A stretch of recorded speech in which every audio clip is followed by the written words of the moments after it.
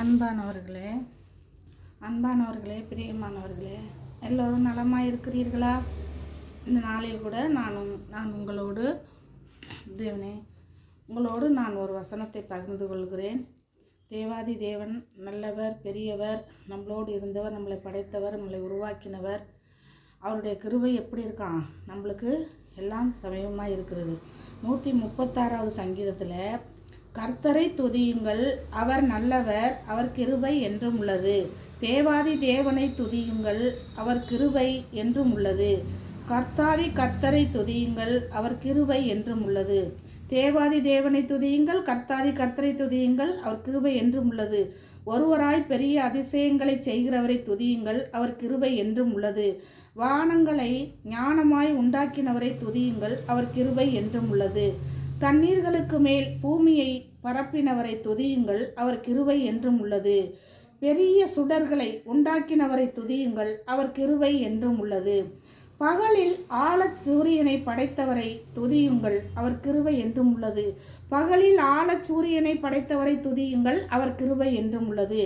இரவில் அவர் சந்திரனையும் சந்திரனை நட்சத்திரங்களையும் படைத்தவரை துதியுங்கள், அவர் கிருபை என்றும் உள்ளது. இரவில் சந்திரனையும் நட்சத்திரங்களையும் படைத்தவரை துதியுங்கள், பகலில் சூரியனை படைத்தவரை துதியுங்கள். நம்ம யாரை துதிக்கணும்? நம்ம சூரியன் இப்போ எல்லாம் பொங்கல் வந்துச்சு, எல்லாரும் சூரிய பொங்கல்னு வச்சாங்க. நான் தப்புன்னு சொல்லலை.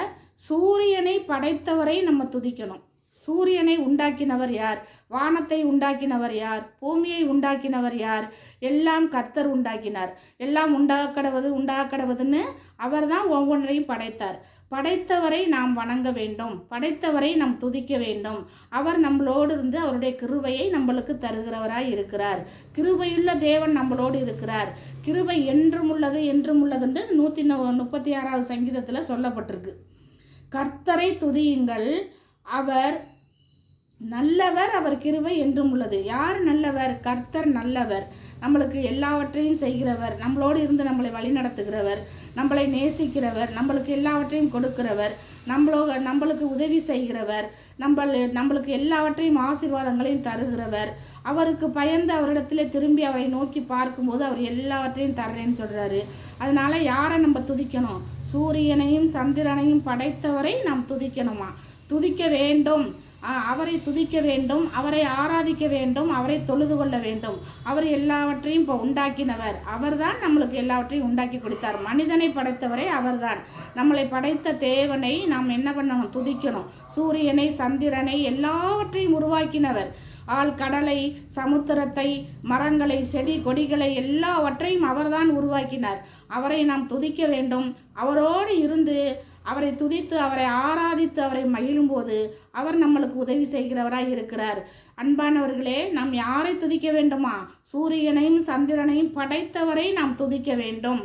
படைப்புகளை அல்ல, படைத்தவரை தான் நாம் துதிக்க வேண்டும். சிருஷ்டிகளை அல்ல, சிருஷ்டிகரை நாம் துதிக்க வேண்டுமாம். சிருஷ்டிகர் யாரு? நம்மளை சிருஷ்டித்தவர், நம்மளை உண்டாக்கினவர், நம்முடைய தேவனாகிய கர்த்தர். பரிசுத்தர் பரிசுத்தர் பரிசுத்தர் என்று அவரை தான் சதா காலமும் போற்றி கொண்டிருக்கிறதாம். கேருபீன்களும் சேராபீன்களும் சேருகிற மத்தியிலே அவர் வாசம் செய்கிறவராம். அவர் வானங்களில் இருந்து எல்லாவற்றையும் உண்டாக்கி நமக்கு கொடுத்தவர். நம்ம கொடுத்த தேவனை நம்ம துதிப்போம், ஆராதிப்போம், நம்ம தொழுது கொள்ளுவோம். தேவன் நமக்கு எல்லாவற்றையும் தருகிறவராய் இருக்கிறார். அவரை நோக்கி பார்ப்போம். அவர் கிருபை நம்மளை தாங்கட்டும், அவருடைய கிருபை நம்மளை உயர்த்தட்டும், அவருடைய கிருபை நம்மளோடு இருக்கட்டும். தேவனே, இன்றைய நாளில் உங்களுடைய கிருபை எங்களோடு இருக்கட்டும் என்று நோக்கி பாருங்கள். அவருடைய கிருபையை கேளுங்கள். அவருடைய கிருபை இல்லாவிட்டால் அந்த தாயின் கருவிலே நான் உண்டாவதற்கு முன்னே நீ என்னை தெரிந்து கொண்டீர் என்று தாவீது சொல்லுகிறார். தாயின் கருவிலே உண்டாவதற்கு முன்னே நம்மை தெரிந்து கொண்டார். தாயின் கருவிலே அவர்தான் நம்மை உருவாக்கினார். அதனால் நாம் அவரை துதிப்போம், அவரை வணங்குவோம், அவரை போற்றுவோம், அவரிடத்திலே எல்லாவற்றையும் கேட்போம். எல்லாவற்றையும் உண்டாக்கின தேவனிடத்திலே நாம் சேருவோம்.